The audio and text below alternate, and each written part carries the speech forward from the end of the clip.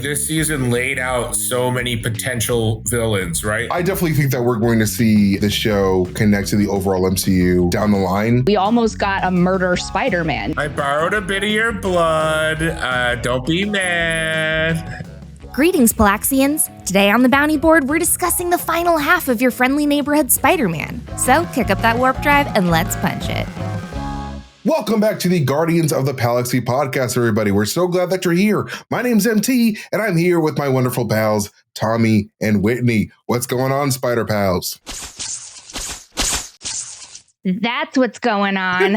Oh my gosh. Before we say anything else, I just want to say it turns out that the gang was running guns. And I was so last week when we were like, it's basically the He-Man Woman Haters Club. What are they even doing in this gang? Guns. It turns out that I was wrong. And I read all of your wonderful comments being like, someone tell Whitney they're actually running guns now. Yes. And they made me laugh so hard. I was cracking up reading them. So thanks for looking out, pals. No. You were right. There's a great Twitter handle, Freezing Cold Takes, that does mostly sports takes where someone will like guarantee something and then the opposite will happen. And that was us talking about the 110th Street gang. Because we were like, they don't show blood. They don't have guns. A guy literally gets impaled by a scorpion tail in the next episode. And it's your guy, Tommy. Your guy is the guy who gets got by the scorpion. I forgot what I named him. Simon? Yeah.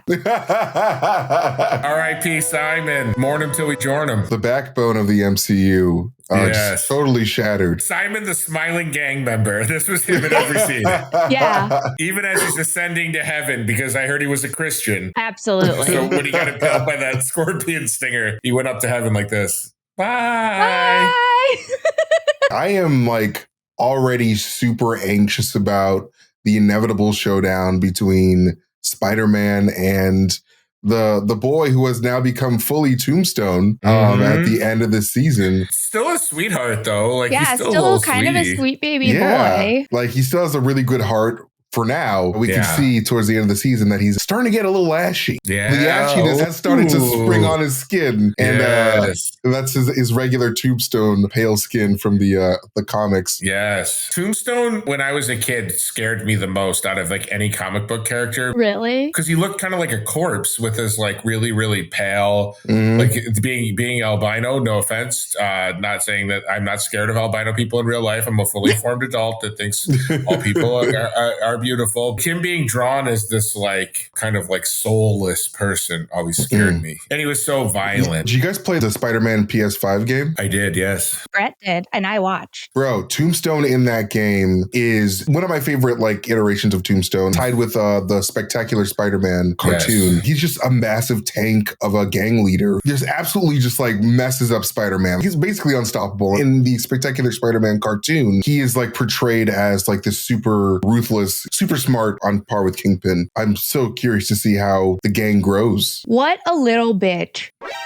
Don, the gang leader, is, though. What a little bitch. You don't... Okay, so let's just recap this, guys. Don is a gang leader, right? And his whole thing was, I'm going to take this really smart, awesome, cool high school football star who has probably a full ride scholarship to Notre Dame or something, and I'm going to make him join my gang where we mostly sit around. So he does that. He's not even allowed to do his homework. He can't do any of that. He totally drops out of school. He totally does all of that shit for this guy. At the end, he's still going to get his GED. But let me remind you that if he had gotten a full ride to Notre Dame, he might have made it to the NFL. And that means that he might have ended up dating this universe's version of Taylor Swift in the Spider-Verse.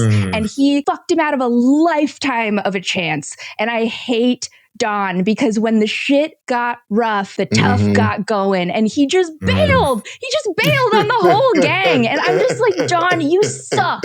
You absolutely suck. You wouldn't let him do his science homework. And then when shit hit the fan, you just bounced. What a pussy ass bitch. I hate you, Don. Fuck Don. I think that was very true to his character, though, because he was a person who used resources. He used Lonnie Lincoln up and depleted Lonnie Lincoln's humanity and resources, took him out of football, took him out of school, took him away from his family, and then ultimately to make him feel safe. And then once he felt too unsafe to even be the leader of the 110th anymore, he just bounced. He's the ultimate coward. Ultimate bitch ass in the MCU. No one is more of a bitch ass than that guy, except for maybe Aldrich Killian, who's also a bitch ass in my opinion. But yeah. But he was bullied by Tony Stark and Elon Musk. So that's you true. have to understand. You have to understand what kind of a man that makes you. Yeah. From Iron Man and the current president of the United States. It's crazy. It's nuts. It's like he's never been in a gang fight before. He's like, oh my God, people can die in gang fights, gang wars. I didn't realize that. I thought this was just a thing where we all hang out in a warehouse and nobody does homework. I didn't know people were going to die. I'm out. We'll save the princess or die trying.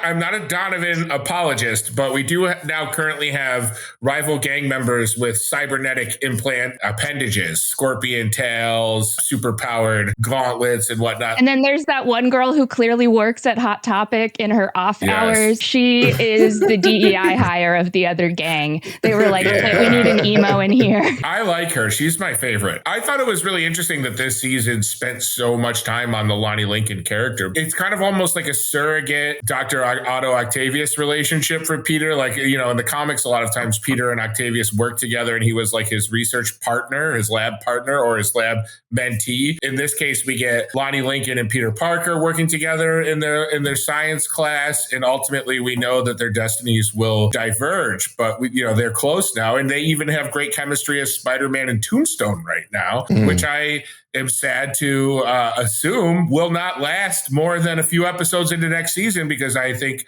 we're clearly getting the Tombstone Lonnie Lincoln gang leader. So I imagine the heart of gold will soon tarnish, and we will be back to the old familiar sting, as Johnny Cash says in the song Hurt. What if Lonnie is just like, no, guys, you can't fuck with Spider-Man. That's my old lab partner. He's off limits.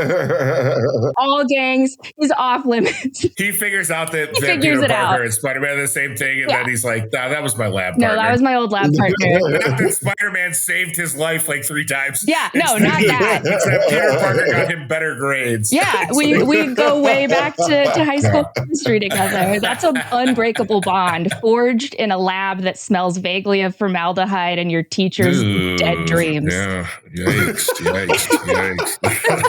Speaking of that Hot Topic lady on the Scorpion side, like that's of course Carmela Black, who plays the female Scorpion in the Marvel Comics for a short period. They were introduced in 2005. Because they were also Scorpion, do you guys think that we'll see like her become a Scorpion alongside the actual like other Scorpion in season 2? If she does, she needs a better dermatologist than that guy has, because boy, that rash looks uncomfortable as fuck. That is not doing your skin any favors. He's all red around the armpits.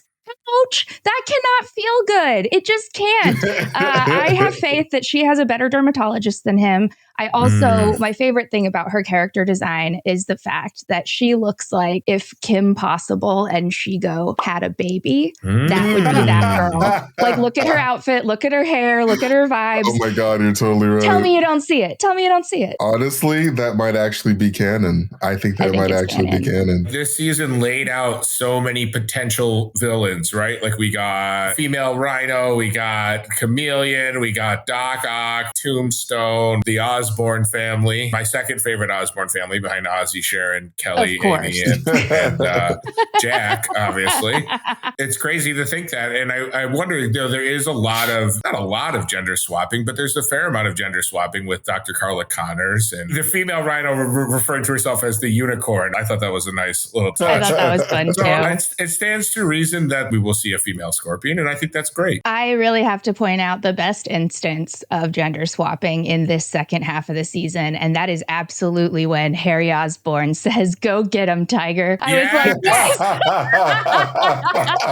I'm like, are they gonna kiss? Yeah. What's going on? Is it gay for a bro to tell another bro to go get him, Tiger? What? Hell no. You can tell the homies that? You can give the homies a kiss goodnight and tell them to go get him, Tiger, anymore? Ever since I saw Rocket Man, which is about a very gay man named Elton John, I've called my friend darling on the phone every time I talk to him because it's just fun. I say farewell, my darling, when we hang up. And I'll be honest, I feel like Elton John, and that's great. Just fuck gender norms. Men can tell their male friends to go get them Tiger if they want to. Normalize men giving sweet words of encouragement to their bros when they go off to fight crime, right? Yeah, exactly. normalize that. That's the world I want to live in. I love this modern, this MCU Spider-Man's in multiple iterations, taking the famous, iconic phrases of the Spider-Man lore and giving them to other characters. You know, Aunt May got there with great power comes great responsibility in Spider-Man No Way Home. And in this, Norman Osborn gets a little spin on it. He says, with great power comes great, respect? Respect. I love that they play around with it a little bit. It keeps it kind of fresh, right? And that's actually like the overarching theme of this series as well that I really wanted to talk to you guys about, because I thought that it was so fascinating that A, Norman Osborn was the one to deliver the line, but B,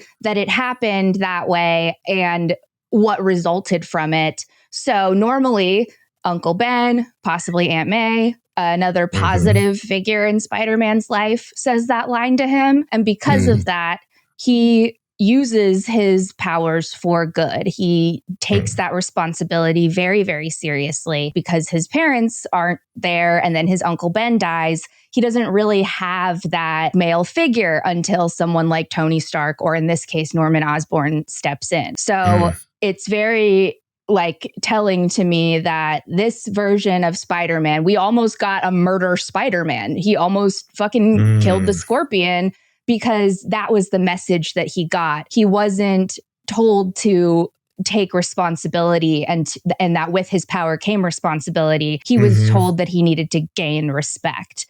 And that is how Norman Osborn has been living his life, right? Because he built that fucking portal without having any idea of the responsibility of the outcome of what that would cause. He built a portal not caring about this section of the multiverse. All he wanted was the fame and the recognition and the power of having done it. And that's because he wants that and he doesn't give a shit about responsibility.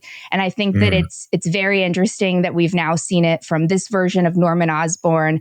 And then in the Spider-Verse universe, in the latest movie, we saw what would happen if Miles Morales was trained by the Prowler instead.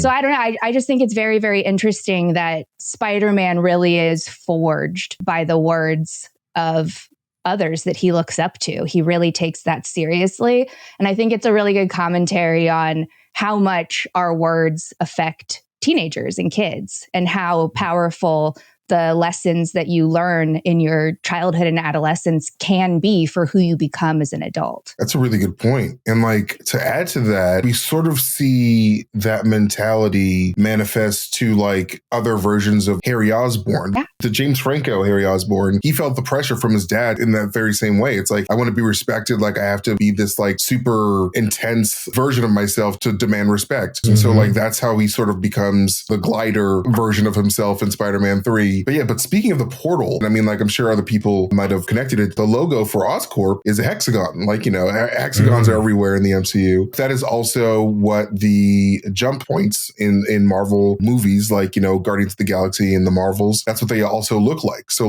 having that hexagon symbol be the logo for Oscorp teased Norman Osborn's overall goal for the season, which I thought was really interesting and really cool. And to show how Earth was not so far behind their neighboring galaxy, which is has pretty much mastered that sort of instant teleportation, portal opening technology. It's just so interesting to see how fast humanity is evolving in this universe. And also, Peter's origin in this universe is nuts. It's bootstrapping, man. Dude. So I just have to say, last week, Brett totally called it. So we have behind the scenes, pals, behind the scenes, we have a little chat open where sometimes Brett tells us stuff like, your mic is too loud, Whitney, turn it down.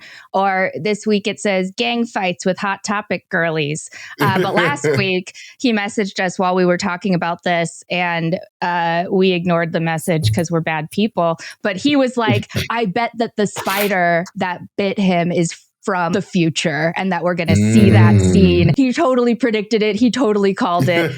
We didn't listen. We were fools. Yo, 10 points for Brett, or man. counterpoint, we prevented a very likely spoiler. Ooh, yeah, we let prevented everyone a enjoy spoiler. the show. I saw what President Ross was doing to Brett's mind to help him see It's the true. future. He Yes. pumped him full of gamma energy, mutated his brain so he could see multiple probabilities. Brett has been giving a lot of percentages out lately. He's been telling us what percent likelihood. So very unsettling. He only speaks in percentages now. He told me he had a negative 25% of getting laid this year. And I was like, that seems accurate. Oh my God. Normally that'd be a drag to him, but now that's also a drag to me. I think MT said he had a Oh, you!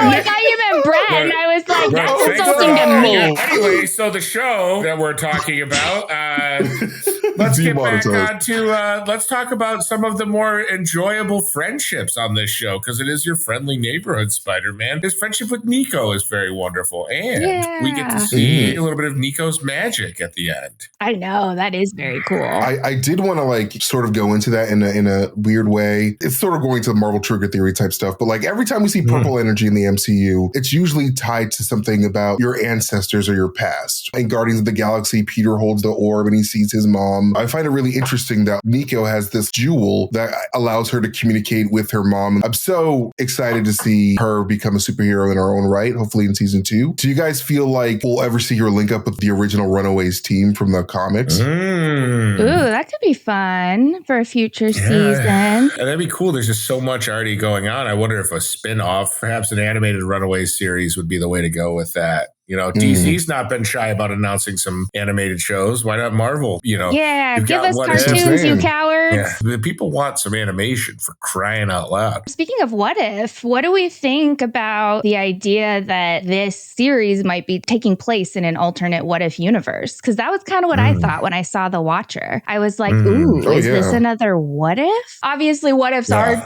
tied into the multiverse in their own way, but I wonder if this show is like, we're supposed to just take it purely as a what if, or if it's like oh no, but it's a what if, but we're still going to connect it to the overall MCU. I don't know. I think it's going to be cool either way. What do you guys think? No, I definitely think that we're going to see this show connect to the overall MCU down the line, most likely through Beyond the Spider-Verse first. You know, I feel like the MCU really wants that, like a representative in that narrative. And like, I'm sure Tom Holland might make an appearance, but like, it's easier to have like, you know, a cartoon voice actor make an appearance and be more involved when he already has his own established universe. Yeah, like, I think that like the implication at the end of the season, whereas the Watcher being there, it's just like, yeah, like this is another universe in the Marvel multiverse, in the actual MCU multiverse. It might come into play in Secret Wars. Like, it would be really cool to see that Spider-Man like make a little cameo. I think the overall implication is that like it is within the MCU continuity. We need more shows like that, but like actually in 616 rather than alternate universes, because, you know, X-Men 97 and this show were great. So like I want that energy for like Miss Marvel or the Runaways, like we were just talking about. We should talk about that, a little bit of goo. Yeah, black suit, Spider-Man. A little teardrop of goo. Just like the ending of No Way Home, we have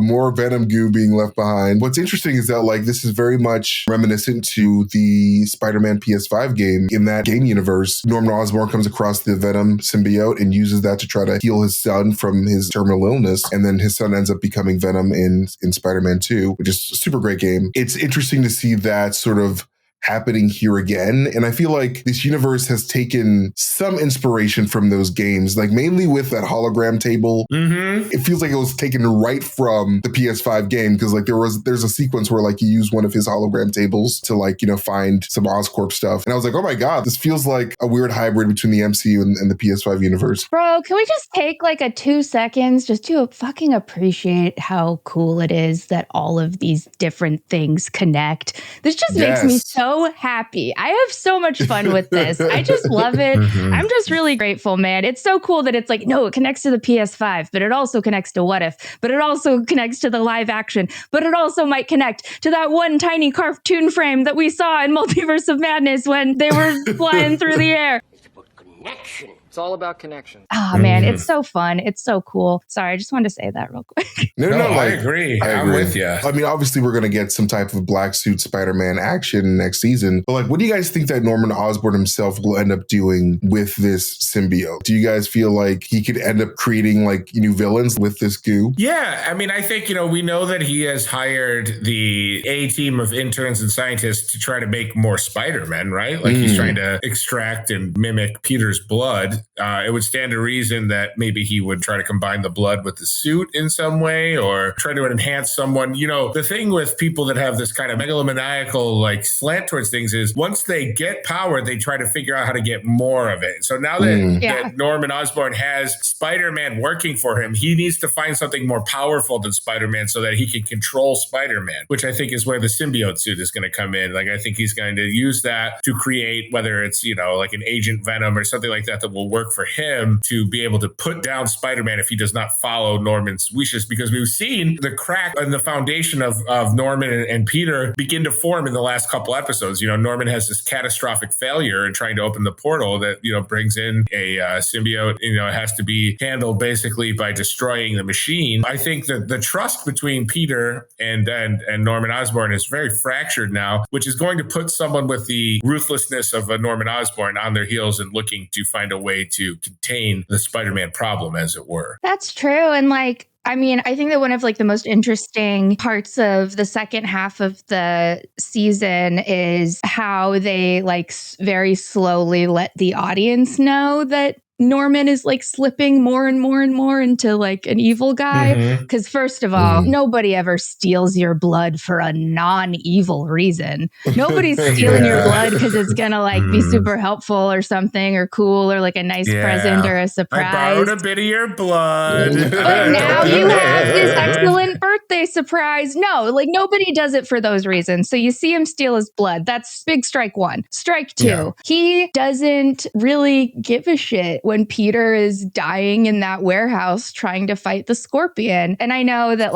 when I was talking to Brett about it this morning, he was like, yeah, but he took his earpiece out. He didn't know. I don't care, dude. When Tony Stark built our Peter Parker, the spider suit, he included in all of those health biometrics so that he would know if something bad happened to Peter. The only reason that Norman found out that something bad happened to Peter is because he had a monitor on the suit. And when he saw that the suit has been damaged, then he gave a shit. Before that, he was totally fine letting Peter flounder and fight it out on his own, even knowing that this is a teenager. He's fighting a grown man who has gamma-powered weapons, and you took your earpiece out? That's not responsible because he doesn't care about the responsibility. He cares about the respect. So then there's that. Peter wakes up in the hospital, and one of the first things that Norman says to him isn't oh my God, my sweet baby boy, are you okay? Do you need some green jello? No, he says, your suit's been totaled. Because he really gives more of a shit about the tech than he does about Peter surviving. He's like, yeah, you survived, but my fucking suit, you destroyed my fucking suit. You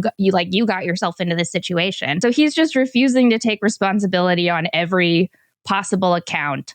And then he goes and he uses a bunch of teenagers' science fair projects to open a fucking portal to the fucking multiverse. No, Norman. No, you are a bad dad and you are a bad science teacher. Stop it. The other scientist, voiced by Paul F. Tompkins, didn't care. He was like, let's do it. Let's go, baby. Let's go, baby. Let's go. I want to talk about something, and that is we also get in kind of the extended epilogue, the revelation that Peter's father is alive. Oh my God, right. Yeah. Oh, fuck. We need to talk about that. What the fuck? What's his name? Richard Parker? Or is Richard Parker the tiger from The Life of Pi? That's also the tiger from The Life of Pi. You are correct. It's both. What if Peter's dad is Richard Parker, the tiger from The Life of Pi? Aren't all the animals metaphors in that book? I don't know. They're metaphors for other dying people. I read that book in college or shortly thereafter. I read it in high school. What older than you? I know. My favorite symbolism, though. I'm just kidding. I love that book because in the beginning, my favorite symbolism is when they're at the zoo and there's that curtain that says, what is the most fearsome animal in the zoo? And you pull the cord and it's a mirror and it's you, the human, because you're such a threat to the animals. Oh my God. It gives me the chills every time. I fucking love Life of Pi. Richard Parker is alive, the tiger and the man. And I think that that's worth noting because they tooled around with that idea in The Amazing Spider-Man, right? Yeah. Like there was Richard Parker was alive and had connections to Oscorp and all of that, but Peter believes him dead, I believe. You know, it's like right. The old lie to your kid when your parent goes to jail trick. I hate when that happens, man. I'm sure there'll be more to follow there. What does he know? What does it all lead to? Why is he in jail? Mean? What did he do? What did he get arrested for? Why doesn't May like him? He murdered Uncle Ben. He murdered Uncle Ben. Fuck. That's not cool at all. Imagine they just kept that from Peter the whole time. It just doesn't know. One of the big questions about that moment for me is just like, is this also canon in 616? Because like this universe is so tightly linked to similar, the main MCU that like, it feels like this is Kevin Feige's way of saying like, oh, get ready for the revelation that Richard Parker's still alive in this universe. And that's something that Black Suit Peter Parker has to deal with. Yeah. Because like, you know, he could break him out of prison anytime. Sort of like the Flash. It's like, I have to do things by the book, great power, great responsibility. But like my dad is just sitting there rotting in prison. And then we can finally cast Skeet Ulrich in the MCU as Richard Parker. Yes. And my casting dreams will be over. Skeet, goddamn. Now, MT, I agree. This show is very closely tied to the 616 universe, including Spider-Man has a little dalliance with Daredevil. He does. Charlie Cox. And then we see in an extended epilogue that one of the other interns is actually moonlighting as a superhero who had infiltrated Oscorp. Her name is Finesse, I believe. Yeah. Yes. They kind of really they ran out of names when it came up with like Stature, Finesse. What is Gwyneth Paltrow's character's name? Goalpost? I can't ever remember. Like what is her? Goalpost. She's Rescue. Finesse, Stature, Demure, Mindful. Brett said Iron Goop. Iron Goop. I'm bringing the candle to you. She's going to infiltrate Web, right? Yeah. And like it'd be like Daredevil's eyes in Web, I guess, which is super interesting. And like, I wonder if we're going to see that character appear at some point in like Daredevil season 2 or 3, because like, you know, they are working together. So like, I wonder if that's like a tease for future Daredevil stuff. Brett asked the question in the chat, is this what Matt has been up to post Netflix? And to that, I will say, not only this, he's also been fucking Tatiana Maslany, which is great for him. That's also what he's been up to. He's been getting it daily, nightly, and ever so rightly from She-Hulk. And I respect that about Matt Murdock. I like the way that they wrote Norman Osborn and Peter's relationship, because he's basically just using Peter to basically help him make his future Goblin serum and Goblin suit. He's just like seeing the limits of like what a super soldier can do so he can replicate that for himself down the line. Their whole interaction just seems like he's just running lab tests on a person. And like with the revelation of his whole team and his whole squad, it very much feels like he's going to be using gamma radiation to help him create the Green Goblin serum. Once he learns about how Lonnie got his powers, he's going to be like, oh, so gas. Interesting. What if I combined gamma and gas to create super soldier me? That'd be freaking awesome. It just seems like they're making him like this mini like Hulk super soldier Thaddeus Ross wanted in the first place when he entered the Hulk project. He wanted to create a gamma-powered super soldier, and so it seems like... Are you saying Iron Patriot is on the way? Wait, what, Rhodey? No, isn't Iron Patriot Norman Osborn? Oh, yeah, he does have the armor for a while. That is true. Maybe. We might see him make a run at Iron Patriot with his new Goblin glider. That's a good idea. I like that. I am super excited for season 2. This season was... Me too. Phenomenal. Like I was not expecting this show to be this good. I was expecting like a fun time, but like I was expecting to feel like an actual like live action Disney Plus show quality. Like it just felt worth it. Yep. Everyone involved in this production deserves like a pat on the back, high fives, raises, mostly raises. High fives, raises, the best health insurance money can buy. I wish that for them too. No, that's what we've kind of learned with a lot of these superhero properties. When they are given a cartoon or an animated version of themselves, they always fucking slap. X-Men 97 ruled. Moon Girl and Devil Dinosaur rules. This show fucking rules. Give us more animated MCU, you cowards. It's so much fun to have, because superheroes really, they're intended for a cartoon and animated medium. That's what comic books are. And then you make the comic book pages move and boom, you got a little cartoon. And I love seeing animated versions of all of these characters that we love so much in live action. Because like live action's great, but there's just so much more you can do in animation and make it look more realistic rather than just shoving everything against a blue screen and CGIing it. You actually get to fully flesh out and draw these like beautiful scenes and moments for these characters. So I want more, please. 100%. Like, and James Gunn knows that. That's why he just announced the new Starfire show, which I'm so excited for. Yes, on the yes, DCU I am side. so excited for that too. I saw your tweet and I immediately liked it because I was like, oh, fuck yes. Bro, I've been wanting a Starfire movie or project for so long because she's a sweetheart and I love her so much. She rules. If you guys could like pick one Marvel something for Marvel Studios to make a cartoon out of, like what would you choose? I do think Ms. Marvel, because all of the parts of that show that had like the little like animated aspects to it, I fucking loved it. I thought that Ms. Marvel was great. I think that she would be super fun to do in animation because all of her powers are just kind of like the embiggening is a little bit awkward for live action, you know? But like if you're drawing a girl whose fist suddenly gets super big, animation, that's going to look fucking awesome no matter what. 100%. Live action, it can be dicey. It can't unless it's done really, really well. So I'd love to see her powers animated. You know, they're having such a hard time doing it live action. Why not give us a kick-ass, give us 5 seasons of an amazing Blade animated series, like adult animation? Yeah. Put it on Oh, Hulu. shit. I didn't even think about that. So freaking dope. My God, that's such a great idea. Cool. Would you want it 3D or 2D animated? It depends on what type of 2D animation that they could do it in. You know, like it's got to be kind of rough, right? Like it's got to be bloody and squelchy. There's got to be a lot of rips and tears and squelches because there's vampires, right? So I don't want it to look hyper realistic either. So my heart's in 2D animation, but I'd want it to be, you know, of the salad fingers variety animation.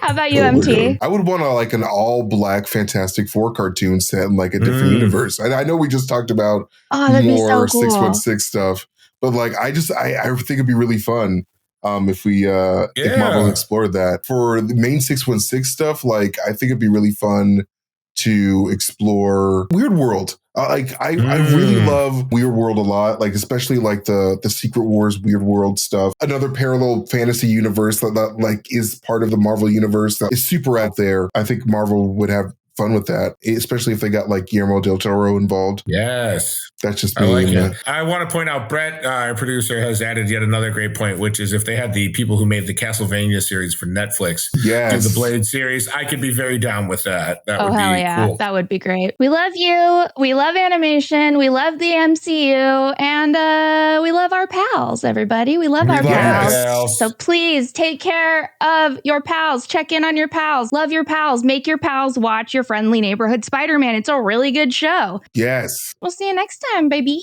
Yes. Thank you guys so much for watching. We love you guys. Bye.